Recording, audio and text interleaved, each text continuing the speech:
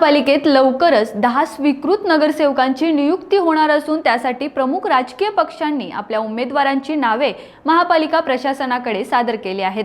बदलत्या राजकीय समीकरणांमध्ये भाजप, राष्ट्रवादी काँग्रेस आणि काँग्रेस या पक्षांनी आपल्या संख्याबळानुसार उमेदवारांची निवड केली आहे। भाजपने 7 स्वीकृत नगरसेवकांसाठी नावे जाहीर केली असून त्यामध्ये निलेश कोंढाळकर, प्रियांका शेंडगे, विश्वास ननावरे, राजेंद्र काकडे, रवी साळेगावकर, जयप्रकाश पुरोहित आणि उदय लेले यांचा समावेश आहे। तर राष्ट्रवादी काँग्रेसकडून 2 नावांची शिफारस करण्यात आली आहे। यामध्ये पुण्याचे माजी महापौर दत्ता धनकवडे आणि राकेश कामटे यांचा समावेश आहे। माजी महापौर दत्ता धनकवडे यांना सभागृहातून अनुभवी नेतृत्व राहावे या उद्देशाने ही संधी देण्यात आल्याचे सांगितले जात आहे। दरम्यान काँग्रेस पक्षाकडून इंटकचे नेते सुनील शिंदे यांना स्वीकृत नगरसेवक पदासाठी संधी देण्यात आली आहे। भाजपकडील उमेदवारांची घोषणा गणेश बिडकर यांनी केली, तर राष्ट्रवादीची नावे निलेश निकम आणि शहराध्यक्ष सुनील टिंगरे यांनी जाहीर केली।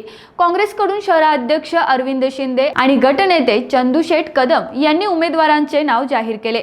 आता या सर्व नावांवर अंतिम निर्णय महापालिका प्रशासनाकडून घेतले जाणार असून लवकरच पुणे महापालिकेत 10 स्वीकृत नगरसेवकांची नियुक्ती होण्याची शक्यता आहे।